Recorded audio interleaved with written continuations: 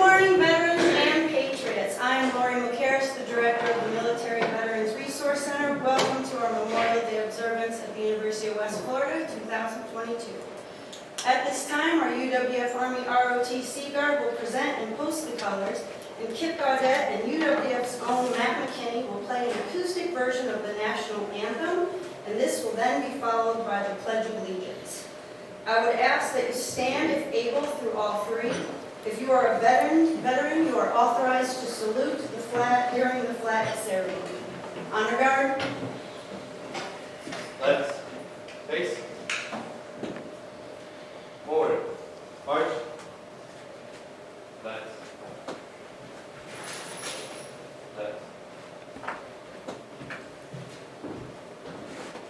Mark sign. March.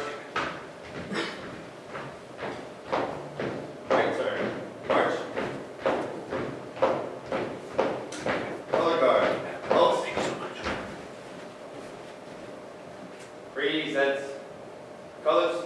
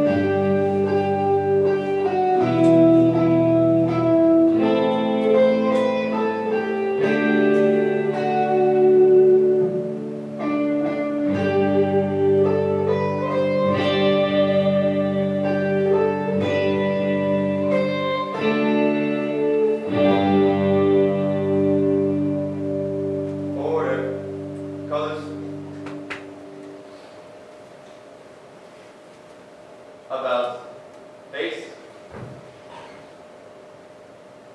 Color guard. Post.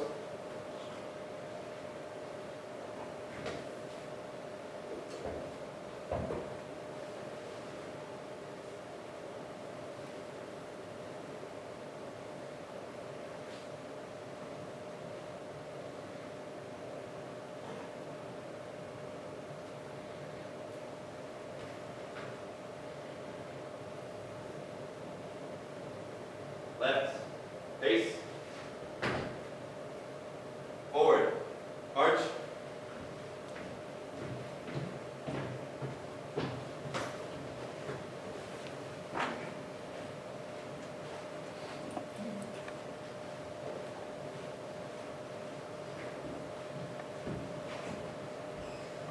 Color guard, pulse. Good morning. Please join me in saying the Pledge of Allegiance. I pledge allegiance to the flag of the United States of America and to the republic for which it stands, one nation, under God, indivisible, with liberty and justice for all. Please be seated. Thank you, Matt and Kip, for the wonderful playing of the national anthem. And Warrant Officer Brian Milheim, who used to be here at our office for many years, for leading the Pledge of Allegiance. Thank you for coming back for this. I would also like to recognize a few people in the audience at this time. UWF's Provost, Dr. George Ellenberg, President Dr. Martha Saunders, Honorable Gary Bergosh and his family, State Attorney Ginger Bowden Madden, House Representative Michelle Salzman, Captain Silvers, just now, so you weren't on my list. But now to introduce our guest, Honorable Gary Bergosh. Gary L. Bergosh is a circuit court judge in the First Judicial Circuit of Florida. He is in his 16th year of service as a judge. During Judge Burgash's tenure, he has presided over 50 civil jury trials, including complex civil cases such as Accardio versus Brown, and over 100 criminal jury trials, including death penalty cases and one concerning serial killer Craig Price. Judge Burgash currently handles civil criminals and family law cases, and he presides over the Escambia County Events Court, which is where I met him. Adopted at the age of 12 by Navy enlisted Petty Officer First Class, Judge Burgash lived around the world as a child. Inspired to serve his country by his dad, and after working as a teamster with the United Parcel Service to pay for college, Judge Burgash earned a commission in the United States Marine Corps in 1989. He served on active and reserve duty for 25 years at various locations around the world, retiring Lieutenant Colonel. Judge Burgash's Marine Corps unit, the 4th Assault Amphibian Battalion, was deployed with the 1st Marine Division on January 27, 2003 to fight in the nation's war against terrorism. He served as the battalion's executive officer in Kuwait and Iraq during Operation Enduring Freedom and Operation Iraqi Freedom. Judge Burgash was nominated for the Bronze Star Medal and subsequently awarded the Meritorious Award Service Medal for his service in Southwest Asia. During his legal career, Judge Burgash served as the Florida Assistant State Attorney, a senior attorney with the Department of Defense Office of the General Counsel, and a Special Assistant United States Attorney. He was handling complex civil cases involving Federal Tort Claims Act, Medical Care Recovery Act, Federal Claims Collections Act, and Federal Labor and Employment Litigation. And after Hurricane Ivan demolished Naval Air Station Pensacola, Florida in 2004, Judge Burgash was assigned legal review over $1 billion in contracting and construction on the base, and to advise the government on the largest mitigation project in the history of the National Historic Preservation Act. He also advised the Navy on an environmental mitigation to allow the USS Ex Oriskany, a World War II-era aircraft, to be sunk 24 miles off of Pensacola, Florida, making it the largest artificial reef in the world. In May 2004, the Pensacola Business Journal selected Judge Burgash as one of the Pensacola's 40 up-and-coming individuals 40 years of age, 40 under 40. In November 2021, Judge Burgash was honored by the Florida Bar Association with the Florida Patriot Award. Then Second Lieutenant and Miss Carissa Burgash were married on June 16, 1990, and are proud parents of Alexander and Benjamin. They are all here with us today. Thank you for coming. And Aunt Mary. Judge Burgash. Judge Burgash, would you please join me on the podium?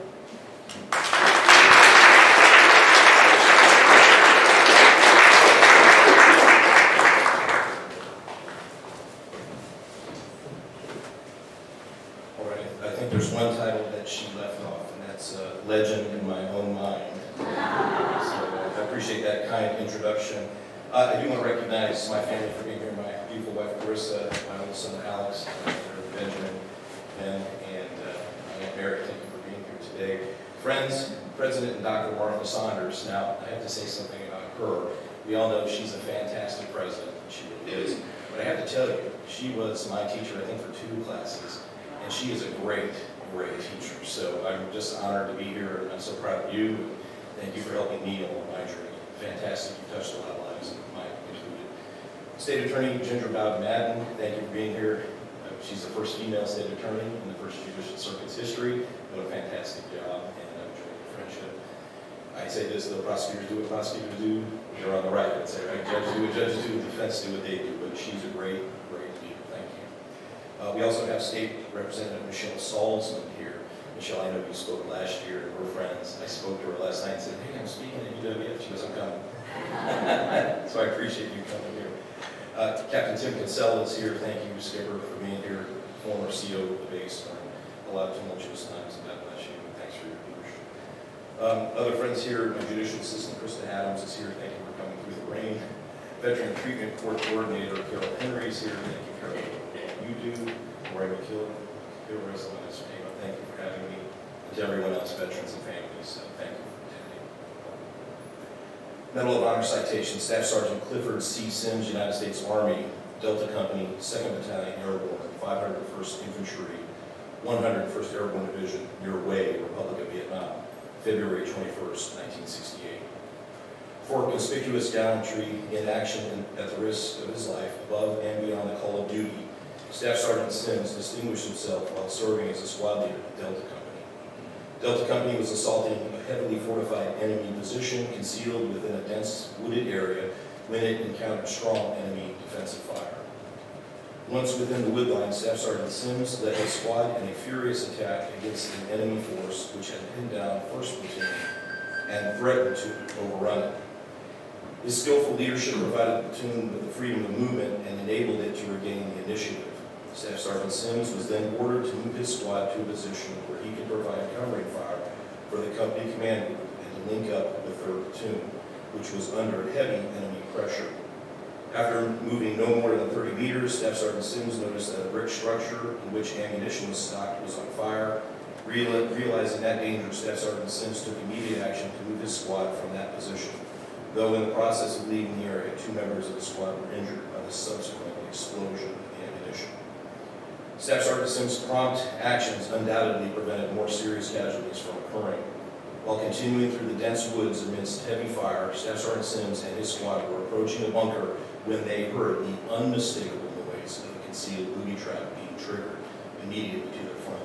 Staff Sergeant Sims warned his comrades of the danger and unhesitatingly hurled himself upon the device as it exploded, taking the full impact of the blast. In so protecting his fellow soldiers, he willingly sacrificed his life. Staff Sergeant Sims' extraordinary heroism at the cost of his own life is in keeping with the highest traditions of the military service and reflects great credit upon himself and the United States Army. Ladies and gentlemen, Clifford Sims is buried at Brangus National Cemetery on board Naval Air Station, Pennsylvania. Today we're here to recognize Memorial Day. Memorial Day is in remembrance of those who died in war or died later due to their wounds in service to our great country. It began in the years after the American Civil War, where 750,000 American servicemen were killed, and their mothers and these sons that were killed gathered to honor the memory of the fallen at the end of May each year. Those of us who are parents know that having a child is like having your heart live outside your body, praying for the protection of your children, but always knowing that the world is a dangerous place. This is more profound for the parents whose children serve in the United States Armed Forces. Ladies and gentlemen, the truth is the young do the fighting and the young do the dying in wars made by their parents and their grandparents. The average age of those killed in Vietnam was 19.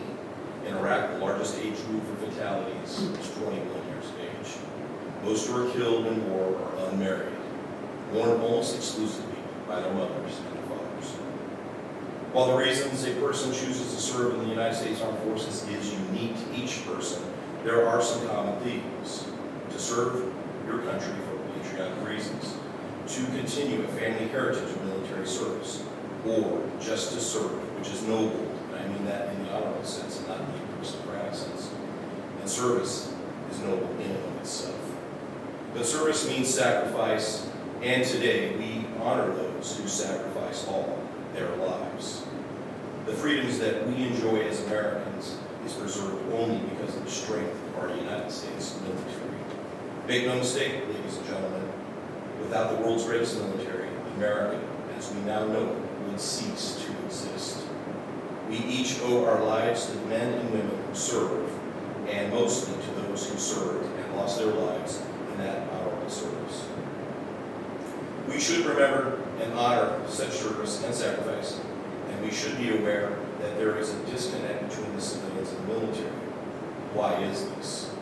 The troops say America goes to the mall while the military goes to fight the nation's wars. I heard that in 2003, and I believe I heard General Maddox say it. It comes down to numbers and percentages. During the Civil War, 2.8 million Americans of the 31 million population of America served in that war.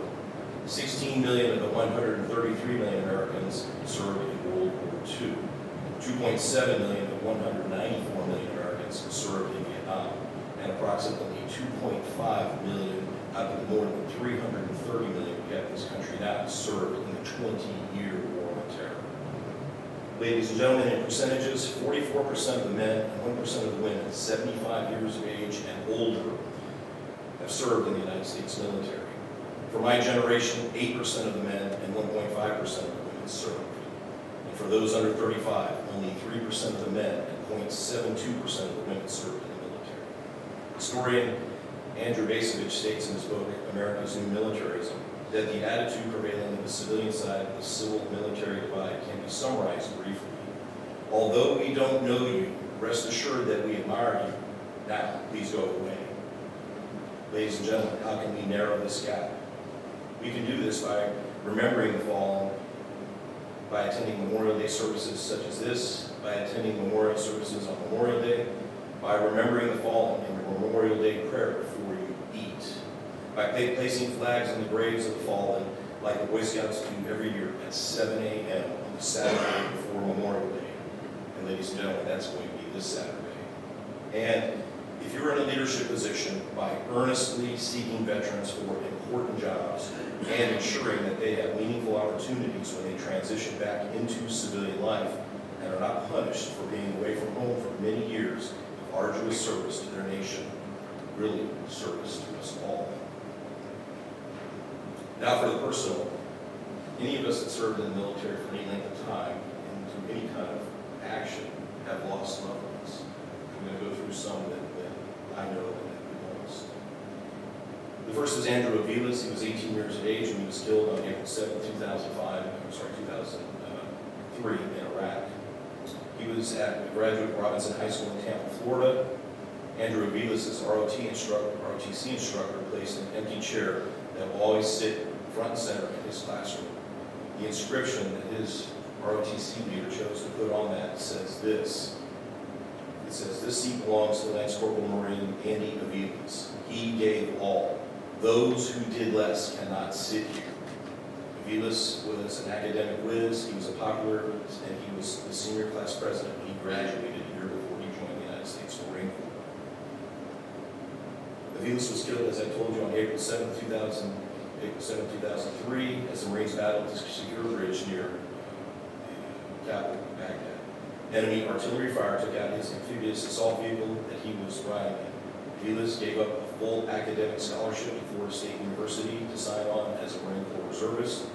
He wanted to pursue a degree in business, but felt an obligation to serve his country first. This is a quote from his uncle. Andy did what he thought was right. He wanted to serve his country. That was what he believed, said John Aviles.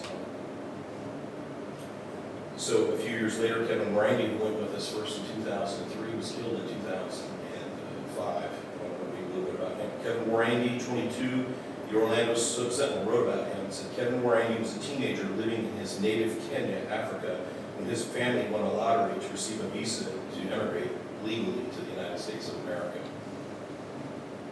The United States was a second chance for a new life, but for Morangi, 22 of Tampa, that life ended, and this says Wednesday, but the day he died, with a massive explosion on a dusty road in western Iraq. The Lance Corporal who had volunteered to return to Iraq for his second tour was one of 14 Marines killed that day when a roadside bomb struck their lightly armored amphibious assault vehicle near the town of Haditha. Now, I got a chance to know his family. Obviously, we deployed before, and this is where you learn, and this is the difficult things we face as leaders. His family was great, is great. His mom was Rose, his dad was Patrick, he had brothers Anthony, who was going to medical school, and youngest son Raphael, who wanted to join the United States Marine Corps and serve as a leader. Another young man killed that day as well. I knew very well David Stewart, 24. His nickname was Bear. I got a chance to meet his mom on our first deployment, and I think she told me she always felt comfortable because she knew I was there with her son and the other sons. Of course, I'm not a good luck charm, and I wish I could be. When he was about 3 years old, this is what the paper said about him. David S. Stewart spray painted his mother's light blue Thunderbird dark green, and his parents knew they were in for a rocky road. That's a good word for it. That road turned out to be short and sweet. He turned into a good man, his father said. Stewart, 24, Bogalusa, Louisiana, died on August 3rd, 2005, when his vehicle was hit with an explosive device south of Haditha, Iraq. He was based in Gulfport, Mississippi. Stewart was widely known as a wild child, who many remember with a twinkle in their eyes and a chuckle. Friends described him as all boy in his early days. In 2003, Stewart was awarded the Navy and Marine Corps Achievement Medal with Combat V after he risked his life while his amphibious Amtrak vehicle was under attack. The weapons station jammed and Stewart climbed on top of the turret while under enemy fire to fix it. A few minutes later, he did so again, so they continued the fight against the enemy. That was in 2003. I need to pause here, I've got to tell you. I love the Marine Corps. A young man climbs out of a vehicle in the middle of a firefight, and he fixes it, and they continue, and he does it again. So, what does that mean? He was nominated for a Bronze Star with a V. Those of us that sort of know that V device means something, right? V for valor. I can tell you, he was just so tickled, and he got a Navy Achievement Medal with a V. That meant everything. That's the Marine Corps for you. Love the Marine Corps. Stewart attended several high schools, but dropped out and got a GED. After working local odd jobs for a few years in high school, Stewart made the choice to join the United States Marine Corps in 2001. He survived by his mom, Sandra, and his dad, Joey. I went to his funeral in Bogalusa, Louisiana. I can tell you there are some great patriots around this country, places like this, small towns all over. And while it may not be shown on the local news because it's not politically correct, there are good patriots here. I think everyone in that town lined up to honor him as he drove in. I also lost a very dear friend of mine. I wouldn't say much about him. He was a colonel in the United States Marine Corps. He was killed in Iraq in 2008. His name was Mike Saul. Ladies and gentlemen, when I came home from Iraq, we all have to process what we had to process. But I talked to my dad, who served in Vietnam. And some of the questions I had for him, I wanted to pick his brain on, how do you deal with this? I said, why do some things happen to some? Why do some people live? Why do some people die? How come I didn't step on mine? How come some people did? And you know what he told me? He said, Gary, son, there are no answers. Because you have to process this. And he goes, when we go to wherever we go, we'll have our faith that those maybe there'll be answers there. Because you just have to process it and move on. We have the Gold Star Memorial here in Pensacola, Florida. It was dedicated a few years ago. Woody Williams is 98 years old right now. He is the last surviving Medal of Honor recipient, awarded the Medal of Honor. He earned the Medal of Honor on Iwo Jima. He was a flamethrower. He said he was supposed to come on the first H day. It was the second day they got pinned down. He said we were just getting picked off. He said, I thought I was going to die. I just picked up a flamethrower. And I had some guys cover me. He just went from bunker to bunker to bunker. And he blasted away for the Marines to go forward. He's still alive. One of his, in his later life, he's had a long life, God bless him, he wanted to start, and he has done, the Gold Star Families Memorial. A lot of cities have these. But when it started, it was the Gold Star Mothers Memorial. You can all understand why. But Woody tells a story, and I heard him do this. Now, again, a remarkable man of 98. He will speak for over an hour in the round table with folks, and do it for another hour. He's just got the constitution of a younger man. He really does. But Woody said sometime in 2005 or 2008, he was somewhere talking about the Gold Star Mothers Memorial. He noticed a man in the audience and was looking at him. He said, I could tell there was something going on. And after his presentation, he said he was packing everything up. And he said, this man came to see him. And he said, Woody, I want to let you know something. I had a son, an only son. And he always wanted to serve in the Army. And my wife, his mom, and I were very nervous, of course, in the war on terror. But that's what he wanted to do, and that was his faith. So he joined the Army. He said, my wife was sick with cancer, and he was killed in Iraq.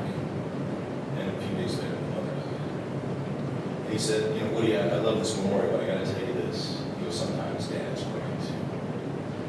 So Woody Williams said, we're going to change it from the Gold Star Mothers to the Gold Star Families. Ladies and gentlemen, so there it is, Memorial Day. It's not a happy day, it is a hallowed day. One that should be honored with sincere reflection upon the ultimate sacrifice made for us and for our liberty.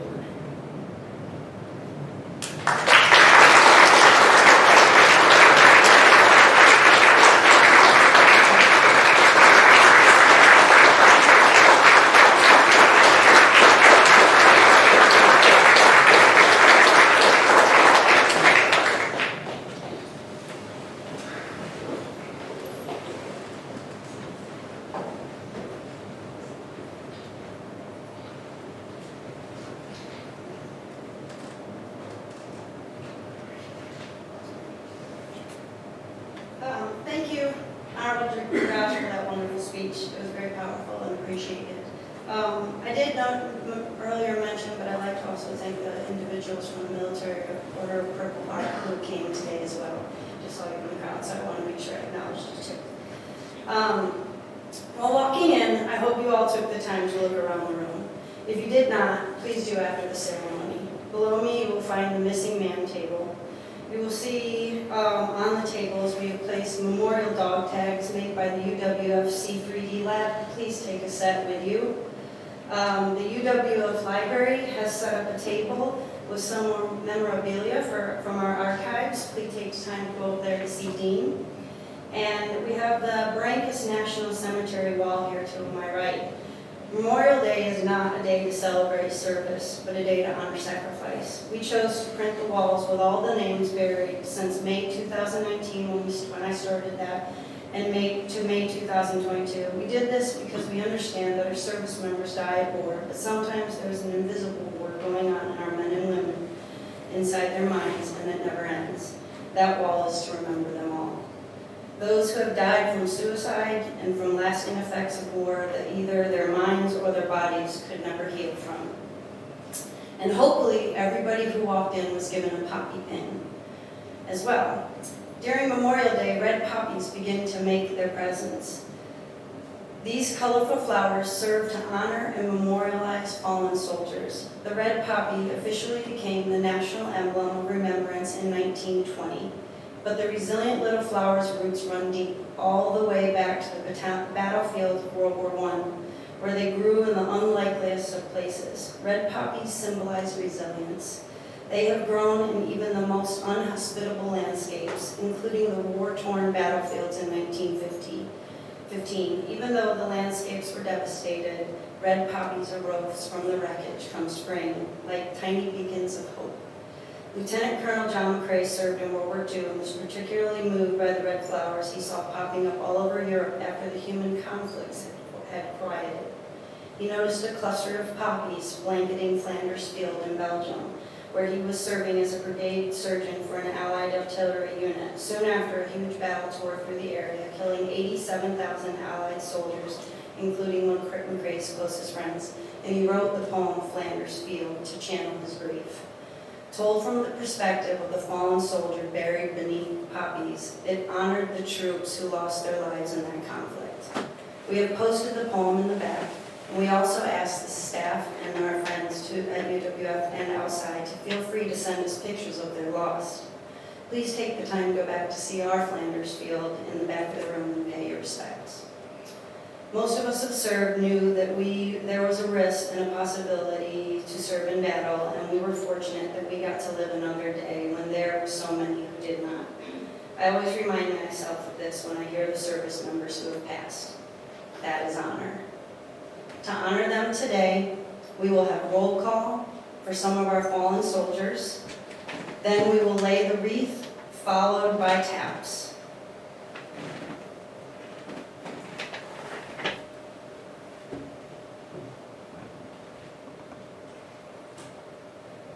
Lance Corporal Espinoza. Lance Corporal David Espinoza. Lance Corporal David Lee Espinoza. Sergeant E. Sergeant Nicole E. Sergeant Nicole Leanne E.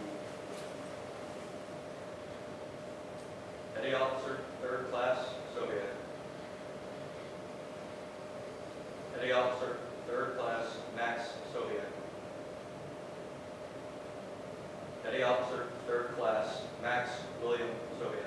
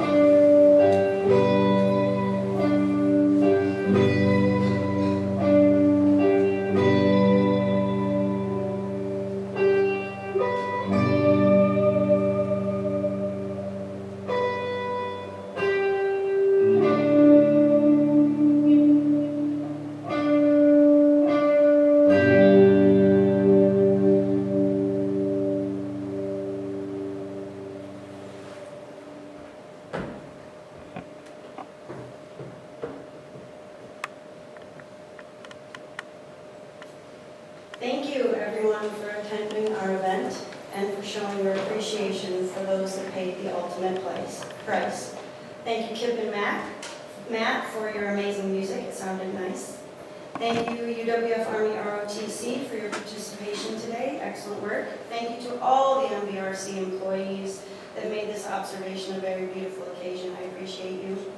Please feel free to join us now for brunch in the back. I ask that the veterans in the crowd please get the line first, followed by, we all know we can make it there early too, followed by our VIPs, then everyone else can follow. Thank you. Please have a safe Memorial Day weekend, and remember all who have given all. That's all.